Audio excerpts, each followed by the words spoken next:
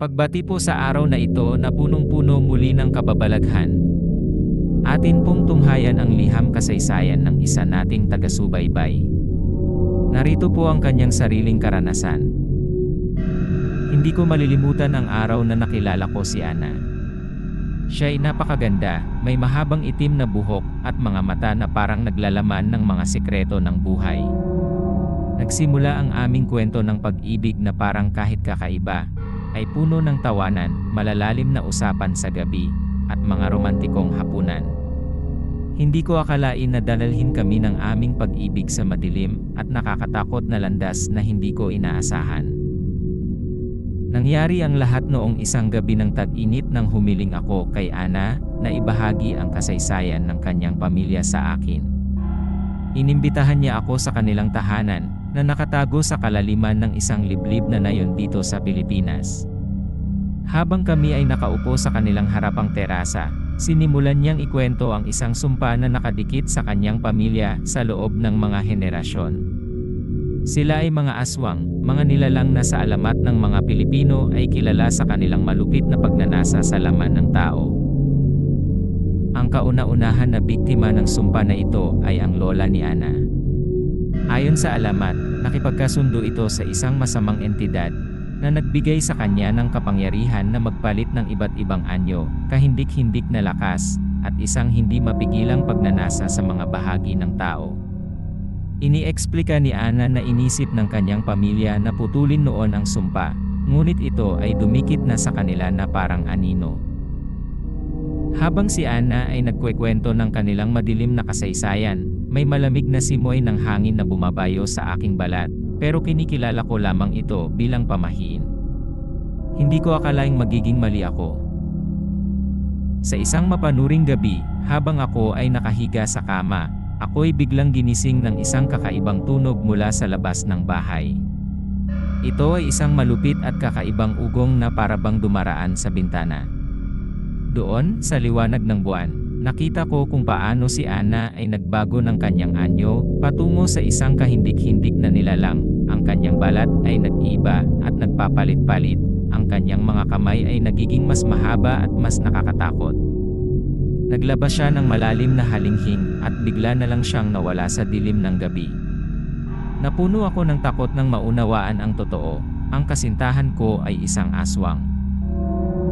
Natakot at hindi alam kung ano ang gagawin, nagtungo ako sa pamilya ni Ana para sa mga kasagutan. Inilahad nila na si Ana ay desperadong nagtatangkang labanan ang kanyang sumpa, ngunit napilitang sumuko sa mga pagnanasa nito. Inipon nila ang kanilang lakas ng loob at hiniling sa akin na tulungan sila sa pagputol ng sumpang nagdala ng kadiliman sa kanilang pamilya sa loob ng mga henerasyon. Nag-umpisa kami sa isang mapanganib na paglalakbay para hanapin ang lunas.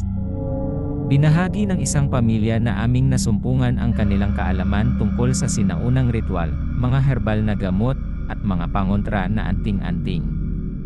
Nakipag-ugnayan rin kami sa mga manggagamot at mga leader sa espiritual. Lahat ng ito ay sa pag-asang maliligtas si Ana mula sa hawak ng masamang sumpa. Sa kabila ng mga pagsubok na ito, ang dalawang anyo ni Ana ay palaging nagbabalat kayo sa mga sandali na kami ay magkasama. Kami ay patuloy na naghanap at nakaranas ng mga nakakatakot na pagtugon mula sa iba pang mga aswang, mga nilalang na dating kamag-anak ni Ana na ngayon ay naglalakbay upang siya'y kanin. Ito'y isang masamang karanasan, patuloy na kami nasa pagtakbo at lumalaban sa mga masasamang puwersang humahabol sa amin. Ngunit sa kabila ng dilim, may naganap na kamanghamanghang bagay.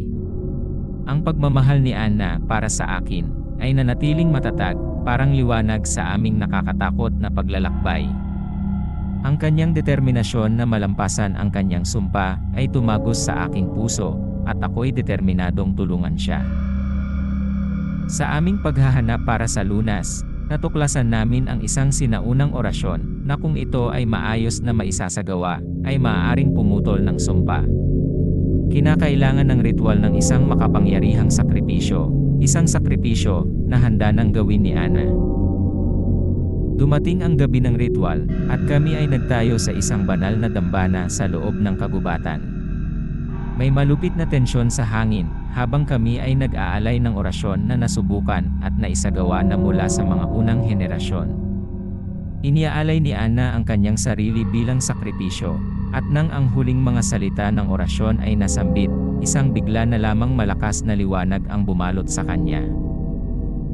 Pagkaalis ng liwanag, si Ana ay nagsusumiklab sa harap ko, at ang mga mata niya ay hindi na puno ng kadiliman.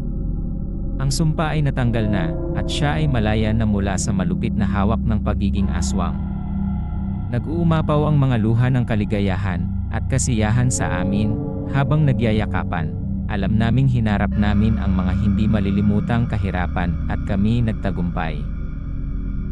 Nakamtan din ng pamilya ni Ana ang pagsisisi at kapanatagan, sapagkat sila'y sa wakas ay nakalaya na mula sa sumpa na umalipin sa kanila sa loob ng mga siglo. Laban sa kadiliman, sa pamamagitan ng pagmamahal, sakripisyo, at ng matibay na samahan na mayroon kami, nawasak ang sumpa. Ang aming kwento ng pag-ibig ay nagdala sa amin sa kapangyarihan ng kadiliman, ngunit ito rin ay nagpamalas ng di mabilang na kapangyarihan ng pag-ibig at determinasyon. Nagbalik kami sa aming pangkaraniwang buhay, may mga sugat mang natamo mula sa aming mga karanasan, ngunit mas malakas at matatag na kaysa dati. Kaya, sa susunod na marinig mo ang isang kwento tungkol sa pag-ibig at kababalaghan, tandaan mong ang pag-ibig ay maaaring manalo kahit sa pinakamalalim na sumpa, at ang pagsisisi ay laging posible, kahit para sa mga dati ng mga halimaw sa gabi.